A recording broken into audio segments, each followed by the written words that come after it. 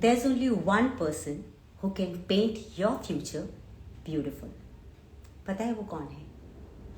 That's only you. Only you can paint your future beautiful and the way you want. मंथन में आज जो मेरे मेहमान हैं, उन्होंने भी अपने भविष्य को और अपने वर्तमान को स्वयं डिज़ाइन किया है। उसमें जो रंग भरे हैं ना, वो उनके अपने मन के हैं, यानी मनपसंद रंगों से उन्होंने अपनी दुनिया सजाई है। आज मेरे साथ हैं एक बहुत ही प्रख्यात लेखक, जिनके लिखे हुए प्लेज, जिनके लिखे हुए वेब सीरीज़ को, फिल्मों को, टीवी शोज़ को, उनके न्यूज़ को आप लोगों ने बहुत सराहा है। वो एक ऐसे व्यक्तित्व हैं जिन्होंने हर जनरे को छुआ है। जैसे उन्होंने फिक्शन लिखा, नॉन फिक्शन लिखा, उन्होंने कॉमेडी लिखी है, उन्होंने न्यूज़ भी लिखा है ना, जो कि सबसे ऐसा लगता है कि बड़ा रॉ सा होता है, उसमें होता ही क्या होगा, उन्होंने वो भी लिखा है।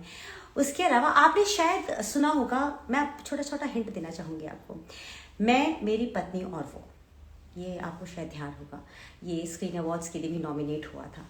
ये उन्होंने लिखा है। कुछ रियलिटी शोज़ हैं, जैसे मास्टर शेफ़ है, सारेगामा है, लिटिल चैम्प्स है। ऐसे तो मैं कुछ एक शोज़ के नाम आपको बता रही हूँ, ये तो चंद शोज़ हैं जिनके नाम मैं आपको बता रही हूँ। इसके अलावा उन्होंने बहुत बड़े बड़े काम किए हैं, एनएसडी के पास आउट हैं, और आज वो पता है क्यों न्यूज़ में हैं? वो न्यूज़ में इसलिए हैं क्योंकि फाड़ू से उन्होंने अपनी इमेज को बिल्कुल चेंज कर लिया है। उन्होंने अपने आप को रीलॉन्च किया है एज एन एक्टर। तो आज हमारे साथ होंगे राइटर कम एक्टर, जिनका नाम है गुंजन जोशी। मैं जानती थी कि जब मैं फाड़ू का नाम लूंगी ना, तो अधिकांश लोग समझ ही गए होंगे, क्योंकि यही एक नाम ऐसा है कि जैसे ही आप फाड़ू टाइप करते हैं ना गूगल पर, सिर्फ एक नाम नजर आना शुरू कर देता है। तो चलिए गुंजन जी को भेजते हैं एक छोटी सी रिक्वेस्ट, उनसे हम करते हैं बातें और उनसे पूछते हैं उनके सफर के बारे में।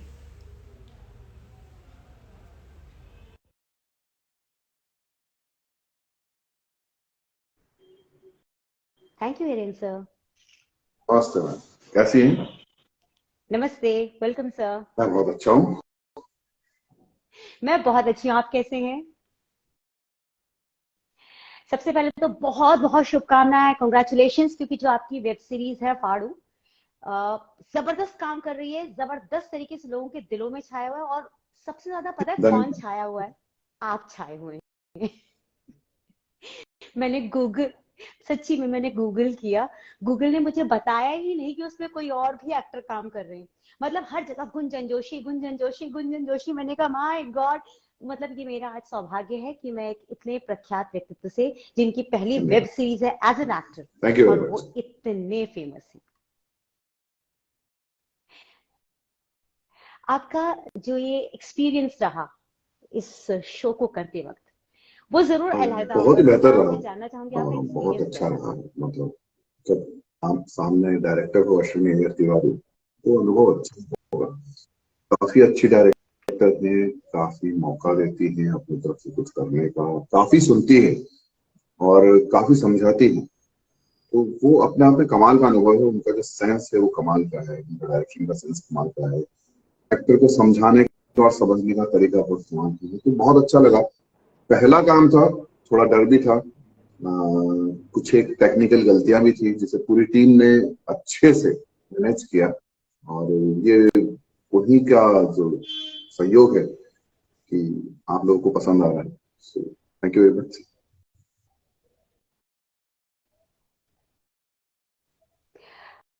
वाकई आपने जो काम किया है वो कमेंडेबल है।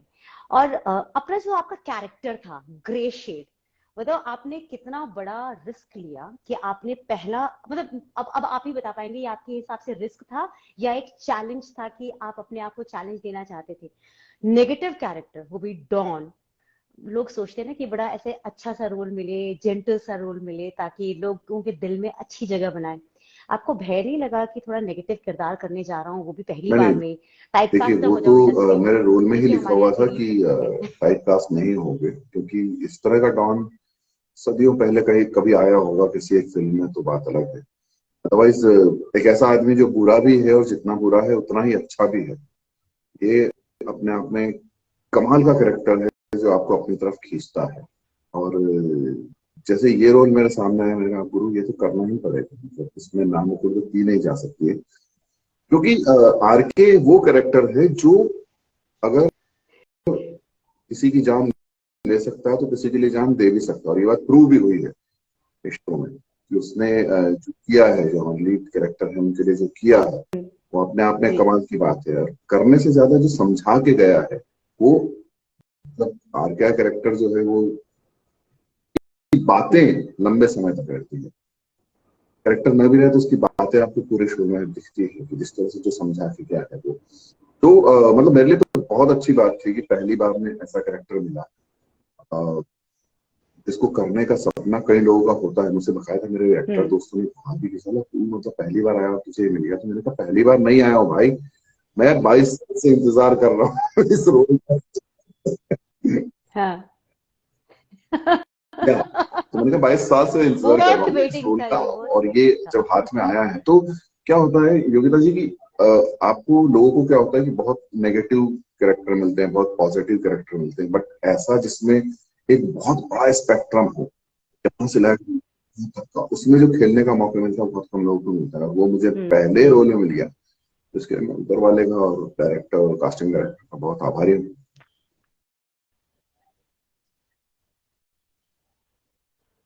आपने बिल्कुल सही कहा कि कई बार कुछ चीजें ऐसी होती हैं कि अपने लिए भी आइकॉनिक हो जाती हैं।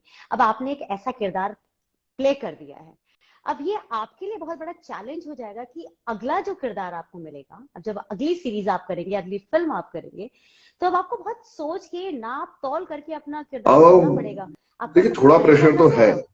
क्योंकि जितना सोचा था उससे ज्यादा तारीफें हुई हैं, तो प्रेशर तो है। लेकिन ये है कि चॉइस उतनी रहेगी नहीं रहेगी ये पता नहीं, तो भविष्य की गर्भ में क्या छुपा है ये हम नहीं जानते। अगर चॉइस रही तो ऑफकोर्स मैं बेहतर चॉइस करूंगा, बेहतर चीजें चुनूंगा, और चॉइस नहीं रही तो फिर जो मिल गया, जहां ईश्वर, उसे ईश्वर का आदेश मान के कर लिया जाएगा। बट लेट्स सी, मुझे लगता है कि एक स्तर से नीचे तो मैं अब जा नहीं सकता हूँ, वो असंभव हो गया है। छोटा कर सकता हूँ उसमें कोई प्रॉब्लम नहीं है, लेकिन मतलब हाँ। जो इस रोल ने जो साथ दी है, जो पहचान दी है, उस पहचान को अब सतत जारी रखना होगा।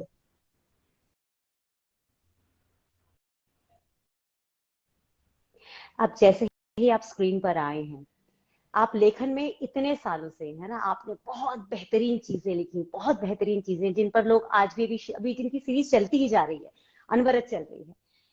आपको जब टीवी पर एक दिखे आप, और एक आपका लेखन दिखता रहा, है ना, उसको लोग देखते रहे, सराहते रहे, जो एक जबरदस्त फर्क होता है पहचान में, एक सीरीज में इतनी जबरदस्त पहचान, तो आपको कभी ये मलाल रहता था कि मैं इतने सालों से लिख रहा हूँ और मुझे अचानक सड़क पे देख के कोई पहचानता नहीं था, और आज मुझे देखते ही लोग पहचान रहे हैं, और अब आपको नहीं, मलाल तो बिल्कुल नहीं संभालना रहता है, कितना लेकिन मुश्किल हाँ लगता है, ये कितना सच मुश्किल तो है है इसको संभालना। कि ये होता है। मैंने अपनी जिंदगी में, पूरी जिंदगी में, पूरे राइटिंग के करियर में जितने व्हाट्सएप मैसेज, जितने फोन, जितने कॉल, जितने इंटरव्यू, जितने गूगल पर बातें हुई है, जितने अननोन लोगों के कॉल हैं, नोन लोगों के कॉल हैं, जितने मेरे पूरे राइटिंग करियर में नहीं आए हैं, उतने मेरे पास सिर्फ एक महीने में आ चुके हैं, एक महीने से भी कम समय में आ चुके हैं। लेकिन हाँ, ये हमारा सिस्टम है, जो दिखता है वो बिकता है।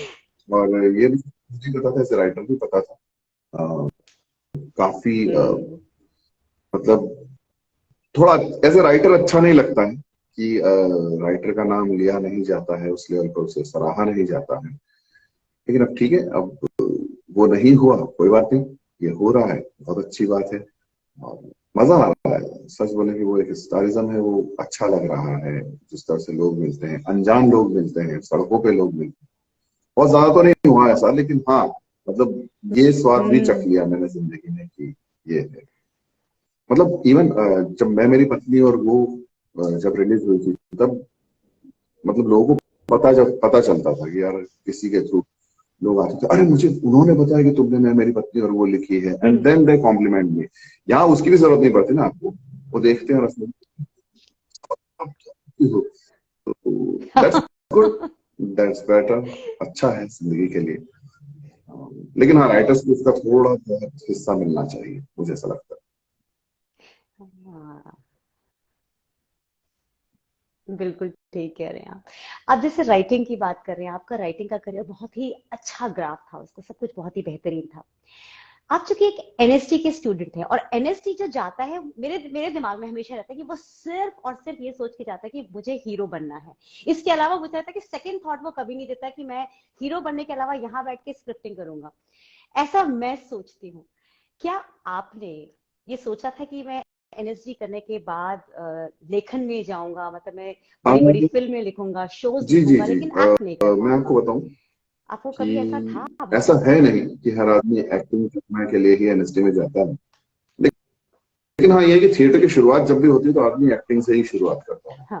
इसके लिए सबसे पहले चीज एक्टिंग ही होती है। लेकिन एनएसडी में जाने के बाद आपके पास आप चीजें खुलती है, आप बहुत सारी चीजें हैं जो आप कर सकते हो। हाँ। और ये सबसे बड़ा फायदा मिला मुझे कि यार ये इतनी सारी चीजें वो सब की जा सकती है। हम्म। तो ऐसा नहीं है कि शुरू में एक्टिंग मैंने ट्राई किया और नहीं मिला इसलिए मैं राइटिंग में गया, नहीं। मेरा फैसला था कि मैं राइटिंग और डायरेक्शन में जाऊंगा, इसलिए मैं राइटिंग और डायरेक्शन में गया। और ट्रेनिंग की वजह से एक मन में कहीं ये था कि ओ। थोड़ा एक्टिंग भी करेंगे, लेकिन एक्टिंग कब करेंगे, एक्टिंग तब करेंगे जब आपका आपके पास उस लेवल का रोल हो, और उस लेवल का रोल मिला हो तो अब किया है।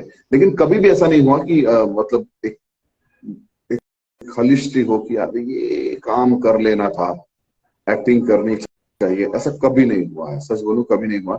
एनएसडी आपको इतना सिखाता है कि आप बिना स्क्रीन या पर्दे पर या स्टेज पर आए अ, बहुत कुछ कर सकते हैं, बहुत अच्छा काम कर सकते हैं। तो वो कभी सवाल नहीं आया।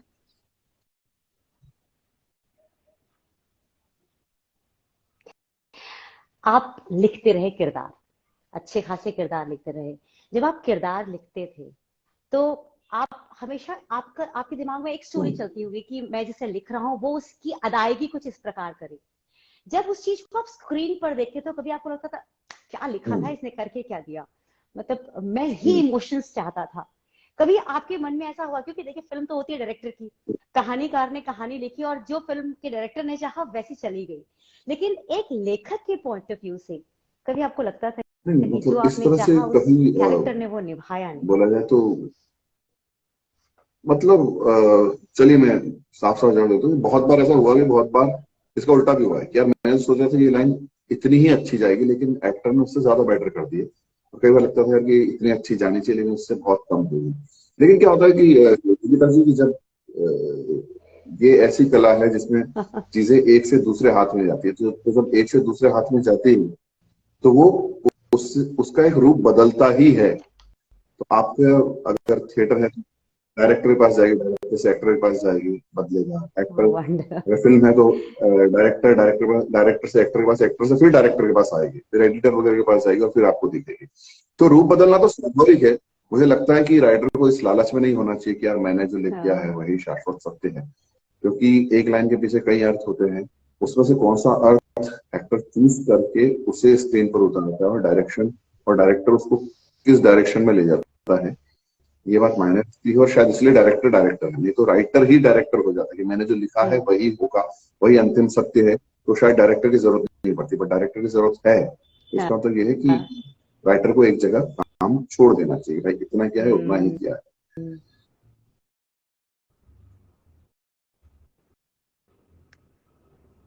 बेहतरीन कहा आपने। आप बहुत सारा काम करते जा रहे हैं, अब आपके ऊपर थोड़ा सा प्रेशर भी होता होगा। प्रेशर एज इन, अब आप सोशली अब आप बहुत एक्टिव हो गए हैं, इसलिए क्योंकि अब आप पर लोगों का ध्यान पड़ गया है। तो जो आप पहले एकांत में लिख सकते थे, अपने उद्गारों को कभी भी किसी भी रूप में लिख सकते थे, अब उस चीज में शायद आपको सोशल मीडिया की तरफ से कुछ नहीं नहीं नहीं हिंट्स नहीं, आ मैं रहे हैं। अभी उस आपको जगह ऐसा लगता दो है कि बातें अब हैं। मेरा मी पहली टाइम बात ये कि खत्म मैं हो उस रहा जगह है? पहुंचा नहीं हूँ अभी, जहां मुझे इतना डिस्टर्बेंस हो। पहुंच जाऊंगा जल्दी। लेकिन फिर भी अपने लिए टाइम निकालना तो बहुत आसान बात है, वो निकाला जा सकता है। सोशल मीडिया बंद करने में एक सेकंड नहीं लगता।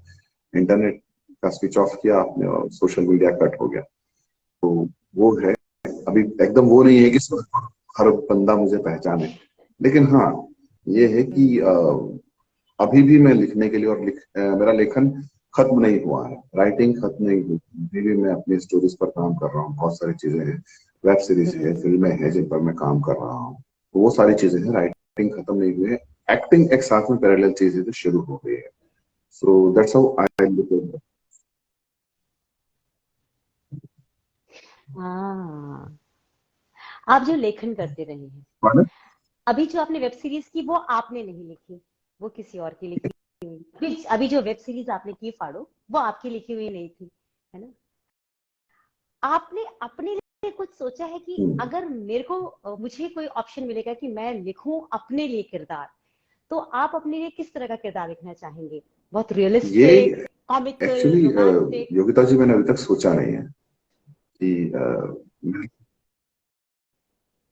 हाँ, एक बार बिल्कुल मैं जरूर सोच लीजिए, क्योंकि जल्दी ही वो दिन आ ही आने वाला है जाएगा। आपके लिए।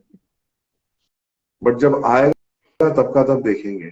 बट ये है कि अगर मैं लिखता हूँ तो मैं कभी भी उसमें अपने आप को इमेजिन नहीं करता हूँ। और अगर मैं मतलब एक्ट करने का तो पहली बार मौका मिला, वो स्क्रिप्ट मेरी नहीं थी।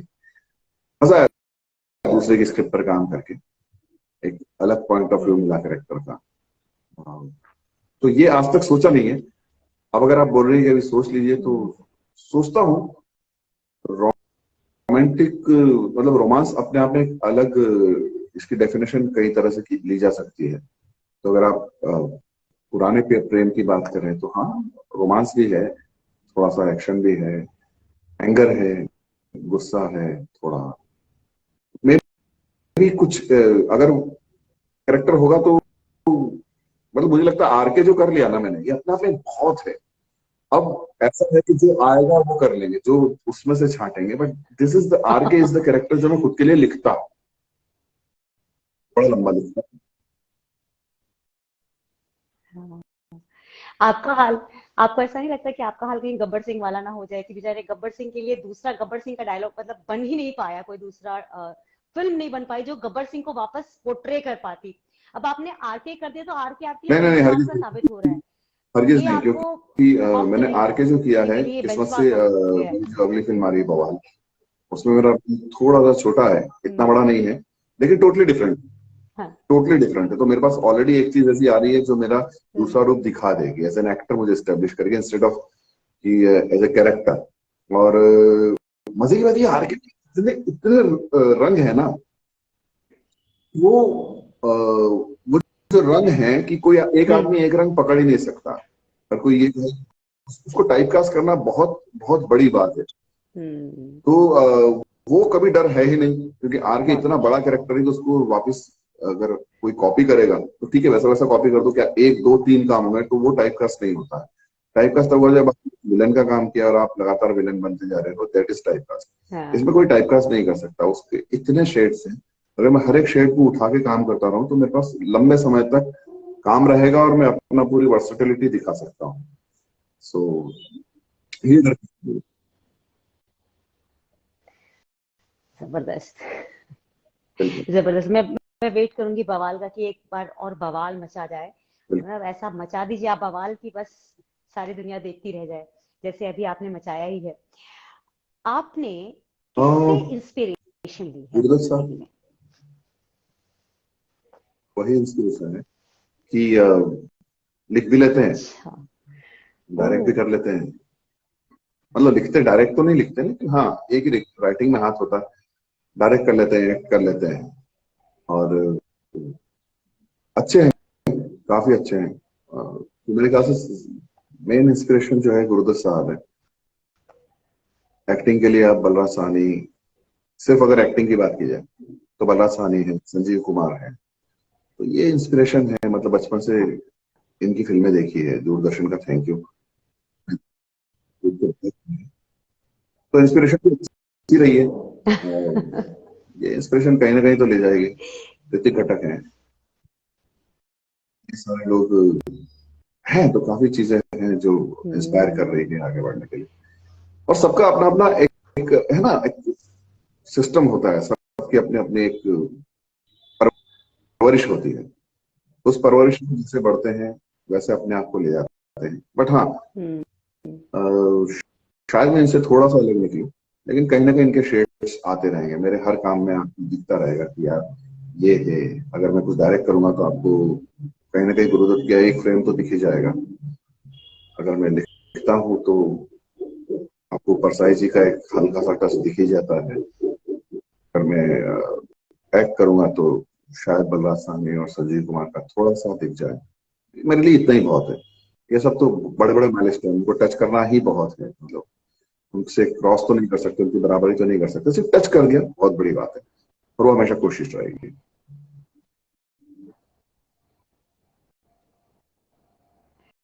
ये आपकी ना बहुत मॉडेस्टी है कि आप ये कह रहे हैं कि उनको टच कर लेना। देखिए, ऐसा नहीं है कि उनके जैसा या उनसे बेहतरीन लोग नहीं आए होंगे इंडस्ट्री में, लेकिन आपकी मॉडेस्टी देखिए कि आप कह रहे हैं कि सिर्फ छू लेना, जबकि पहली ही फिल्म में आपने अपना नाम इतना फेमस कर लिया है कि मुझे लगता है कि आने वाले शायद कुछ सालों बाद लोग भी ये कहेंगे कि हमें गुंजन जी की तरह बनना है। तो that's lovely, that's actually commendable. और मुझे लगता है कि जो झुकते हैं शायद वो, मैंने बचपन में सुना था कि जिन वृक्षों में बहुत फल लदे हुए होते हैं सिर्फ वही झुक पाते हैं। तो शायद आज वो देखने को मुझे और सुनने को मुझे मिल रहा है, ये सौभाग्य है मेरा। सर, मैं आपसे ये चीज और जानना चाहूंगी कि अगर आपको आदमी जानना चाहे कि असल में गुंजन जी कैसे हैं, तो ये तो आपका रहस्य है, मिजाज और कैसा है? ये इस रहस्य से पर्दा मैं खुद नहीं उठा पाया हूँ। लोग इंट्रोवर्ट होते हैं, लोग एक्सट्रोवर्ट होते हैं। मैंने टर्म सुना है कि एक ओमनीवर्ट होता है। मैं उस तो मैं उस हाँ, मैं उस हाँ। टाइप का आदमी हूँ। जब तक बहुत अच्छी दोनों का दोस्ती नहीं मिक्सचर होगी है। तब तक शायद मैं कुछ और आदमी होता हूँ। जब अचानक दोस्ती हो जाती है उसके बाद लोग, मतलब मैंने अक्सर ये सुना है कि भाई हमारा दोस्त कौन बना था, और ये जो दोस्त है ये कौन है, जमीन आसमान का फर्क है। वो खामोश चुपचाप रह के, और ये जो है ये तो मतलब नाक में दम करके रखता है। तो कहीं ना कहीं खुद भी इसे तलाश रहा हूँ कि वो क्या है गुंजन जोशी, और ओह। कैसा है। और मुझे लगता है कि इस रहस्य में ही, इट्स लाइक सस्पेंस फिल्म, जब रहस्य खुल जाएगा तो फिल्म खत्म हो जाएगी। तो अभी फिल्म खत्म नहीं करना है, इसको लंबा चलाना। बिल्कुल ये रहस्य बरकरार रहे, है ना? आप ये भी बिल्कुल। चाहते हैं कि रहस्य मैं तो ये बरकरार भी चाहता हूँ कि लोग जब आपको पढ़ने की लंबे समय कोशिश बाद करते रहे। अगर किताब छपे तो दो तीन किताबें छपे मेरे ऊपर, कि जो दुनिया का महान आदमी गुंजन जोशी से लगा के दुनिया में सबसे घटिया आदमी गुंजन जोशी, ये दो दो बुक्स मेरे लिए हो। और लोग लड़े उसके लिए कि एक आदमी कहे कि नहीं गुंजन ऐसा है, दूसरा आदमी कहे नहीं गुंजन ऐसा है। तो, हर आदमी में होते हैं 10-20 आदमी, जिसको भी देखना कई बार देखना, तो पहले खुद को तो कई बार देख ले। आहा, क्या बात है! बहुत जबरदस्त बात कह रही है आपने बातों बातों में। आपका कोई बहुत बड़ा सपना है जिसे आप चाहते हैं कि पूरा हो जाए? ये बात के लिए छोड़ देते हैं जी। ठीक है, आपके सपने में पूछूंगी जरूर जी। जल्दी ही। आपकी अभी तक की जर्नी में कभी हम्म, आपको किसी बात का कोई रिग्रेट हाँ। रहा? अ, मैं काफी प्रोक्रास्टिनेशन टाइप का करने वाला आदमी हूँ, चीजें बहुत आगे धकेलता हूँ। मुझे लगता है कि काश मैंने समय का सही उपयोग किया होता तो बात कहीं और होती। लेकिन मेरा ये भी मानना है कि इंसान जो है वो, रिग्रेट उसे हमेशा होता है, हर चीज में रिग्रेट होता है। तो हम्म, इंसान रिग्रेट से भरा हुआ आदमी है। मतलब एक प्राणी है, अगर किसी को रिग्रेट नहीं है तो जानवर होता है। तो I am okay with this. लेकिन मुझे लगता है कि हाँ, अगर ये जो चीजों को प्रोक्रास्टिनेशन अगर नहीं होता तो शायद बात कुछ, मतलब शायद अलग बात होती, कुछ और होती है तो नहीं पता क्या होती क्या नहीं पता, शायद अलग बात होती है। वो एक चीज है जो मन में थोड़ी सी कभी कभी खटकती है। लेकिन मैं हमेशा ये मानता हूँ कि भाई रिग्रेट तो होता है जिनके पास पैसा नहीं होता है। मतलब एक मैसेज मैंने पढ़ा था व्हाट्सएप पर, किसी ने बताया कि कुछ लोगों पर रिसर्च की गई कि 100 लोगों पर, कि मरते वक्त उन्होंने क्या क्या सोचा। तो सम XYZ% XY% ने ये बोला कि काश हम्म। हम इतना काम नहीं किया होता। AB% ने ये बोला कि काश हमने इतनी मेहनत नहीं की होती। तो ऐसे कि तुम गए होगे किसी 5 स्टार हॉस्पिटल में, उसके डेथ बेड तुमने क्यों नहीं होंगे। अगर छोटे शहरों में जाओगे तो वहां पे लोगों को ये दुख रहता होगा खास मौके पर, काश मैंने थोड़ी और मेहनत की होती, काश मैंने थोड़ा और ये काम, काश मैंने थोड़ा और अपने खुद को आगे बढ़ाने के लिए कुछ और किया होता, काश मैंने इतनी मस्तियां न की होती, काश मैंने परिवार में इतना न घुसा होता, थोड़ा काम के बारे में सोचा होगा।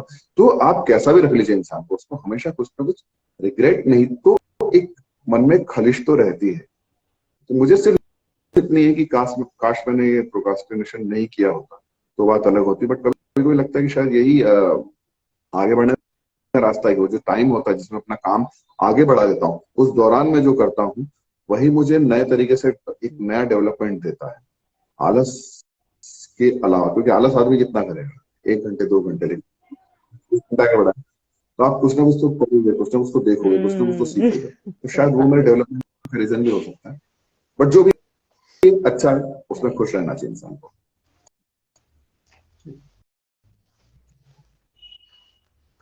बहुत बेहतर आपने कहा।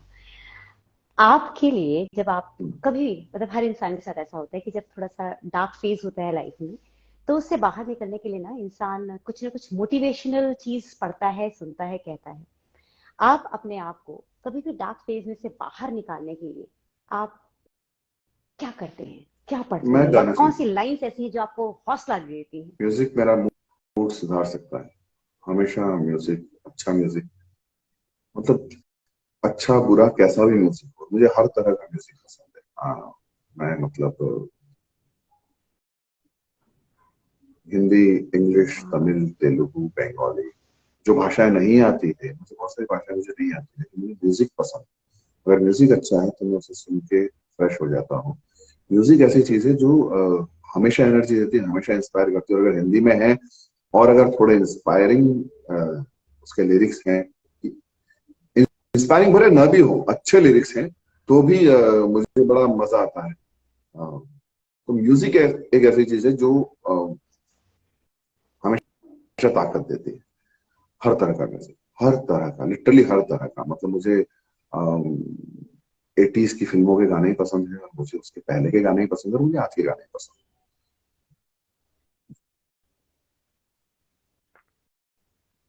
क्या बात है, क्या बात है। है। अच्छा सर, चलते चलते वाले मेरे जो आखिरी के एक दो सवाल बचे हैं, मैं आपसे फटाक से पूछ लेती हूँ। बहुत से लोग हैं जो मुंबई आना चाहते हैं एक्टर बनने के लिए, बहुत सपने लेकर के लोग आते हैं।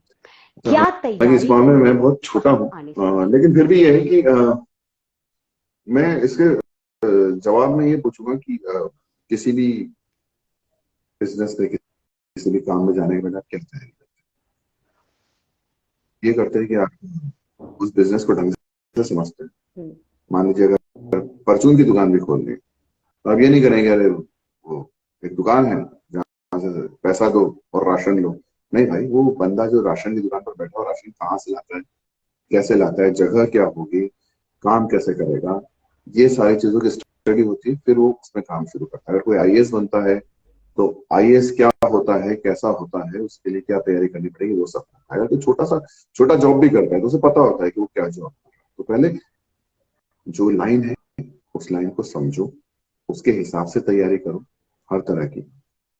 थोड़ा सा इकोनॉमिकल भी, क्योंकि आप किसी भी नए शहर, क्योंकि आपको नए शहर में जाना है, आप अपने घर से रहकर एक्टिंग नहीं कर पा रहे, आपको नए शहर में जाना है, तो शहर में रुकने के लिए आपके पास थोड़ा पैसा होना चाहिए। अगर आपका काम लेट शुरू होता है तो उस वक्त आपको किसी के हाथ नहीं जोड़ने पड़े, कोई लाइन नहीं बदलनी पड़े, तो वो नहीं होना चाहिए। योगिता जी, मुझे लगता है कि एक्टिंग है ना, एक्टिंग या मुंबई एक ऐसी लाइन है जिसमें लोग बिना सोचे समझे पहुंच आ जाते हैं और वो जी, और खास करके जो कहानियां है ना कि मैं जब मुंबई आया था मेरी जेब में अधिकांश। पैसा नहीं था और मैं मुंबई आ गया, तो ठीक है कुछ सक्सेस स्टोरी है, लेकिन बहुत सारी अनसक्सेसफुल हम्म। स्टोरीज भी।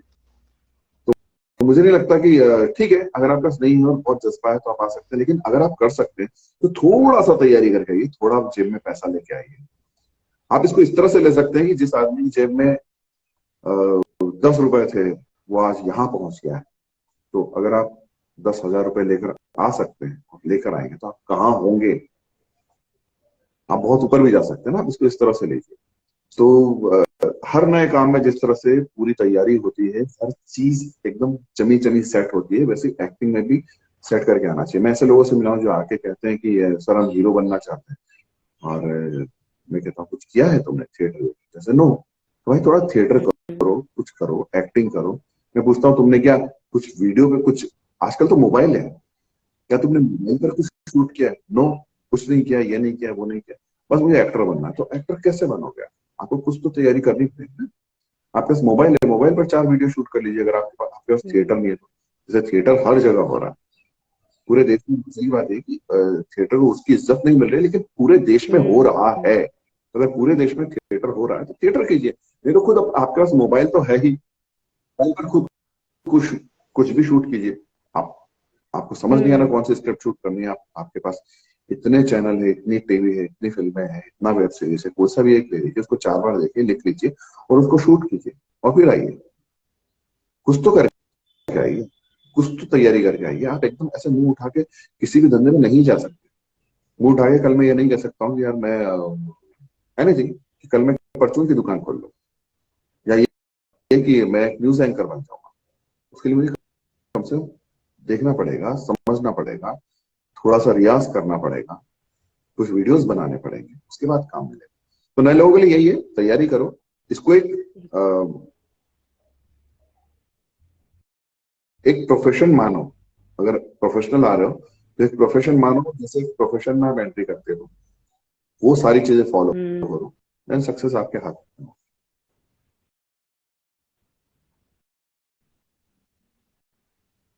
ब्यूटीफुल, बहुत अच्छी बात आपने कही। मेरी फैमिली आपकी बहुत फैमिली, बहुत अच्छी है। मेरी वाइफ एक्ट्रेस है, उनका क्या तमन्ना नाम है रिएक्शन? उनका। आ, जी, वो भी एक्ट्रेस है और हम लोगों की मुलाकात थिएटर में ही हुई अरे थी। वाह। और काफी सपोर्ट करती है। मतलब मैं तो इस रोल में उनका काफी हाथ है, कैरेक्टर को समझने से लगा के ऑडिशन तक। और कौन सा ऑडिशन जाए, आजकल ऑडिशन, बहुत सारे ऑडिशन घर पे बैठ के होते हैं, इसका ऑडिशन भी घर बैठ के हुआ था। हम्म। तो कौन सा ऑडिशन जाएगा, कौन सा ऑडिशन नहीं जाना चाहिए, ये सब वो डिसाइड करती है। हम्म। काफी बातचीत होती रहती है कैरेक्टर में। और वाह। दुनिया ने उतनी नींद में नहीं निकाली है मेरे आर के कैरेक्टर में जितनी उतनी निकाली है। और बिल्कुल सही निकाली है, क्योंकि मुझे जानती है।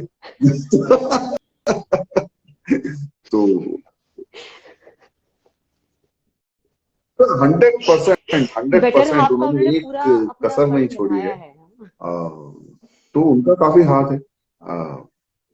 आज जहां भी हूँ, जीवन में काफी उतार चढ़ाव देखे हैं, और उतार चढ़ाव में वो साथ रही हैं। तो उनका तो काफी हाथ है। बेटा है, बेटा भी मतलब है थोड़ा क्रिटिक्स ही है एक तरह से। तो जो, नहीं कितना लेकिन मुश्किल वो होगा क्रिटिक्स क्रिटिक्स के सही बीच होता में है। अपने आपके आप को लिए एक अच्छी बात ये सरवाइव होती है कि करना घर बैठे बैठे है। आपको क्रिटिक्स मिल जाते हैं। और वो क्रिटिक्स मिलते हैं जो, मतलब क्या होता है, कुछ लोग होते हैं जो तारीफ करने के लिए बैठे होते हैं हमेशा, हाँ। कुछ लोग होते हैं जो हमेशा बुराई करने के लिए बैठे होते हैं। क्रिटिक्स मतलब क्रिटिसिज्म के लिए ही बैठे होते हैं। बट यहाँ मेरे घर पे 2 लोग ऐसे हैं जो, हाँ, जो बोलते हैं अरे ये अच्छा है, ये अच्छा, अरे ये तो बहुत सही किया, और जेन्युइन इसमें है। हाँ। ये क्या है पापा, ऐसे उधर से तमन्ना भी हाउ कहती है स्वीट। हाँ वो तो है, मैं थोड़ा देखते रहो यार, आगे तो देख लो। सो मैक्स में कि परिवार वाले काफी खुश हैं। मेरे हर चीज में, हर एनर्जी में वो साथ है। अभी भी यहीं बैठी हुई है। और अगर इंटरव्यू तो वो पास ही रहती हैं।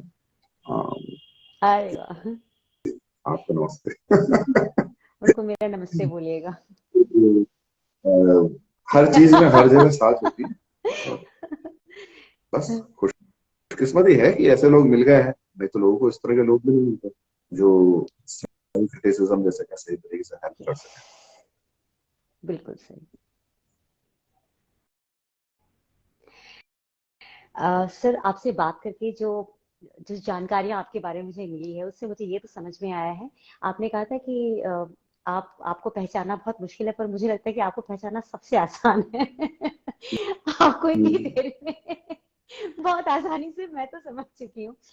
आप एक बहुत ही बेहतरीन इंसान और एक बहुत ही बेहतरीन कलाकार हैं। और मैं आपको बहुत सारी शुभकामनाएं भेजती हूँ कि जो आपने सपने देखे, जो आपके सीक्रेट ड्रीम्स है, जो आपने भी रिवील नहीं किया है, वो सीक्रेट ड्रीम्स आपके पूरे हो जाएं। और हम आपसे फिर मिलेंगे। जी और फिर आपकी वो जब ड्रीम पूरा हो जाएगा, मुझे जरूर बताइएगा। तो उस ड्रीम के बाद हम आपका इंटरव्यू एक बार फिर से करेंगे, ताकि वो ड्रीम के बारे में लोगों को भी पता लगे। मेरी तरफ से सर बहुत शुभकामनाएं। आपकी जर्नी आपने उनके साथ शेयर की, ये मेरी खुशी थैंक यू है गीता। कि आपने अपना थैंक समय दिया। Thank you so much. शुक्रिया सर, शुक्रिया।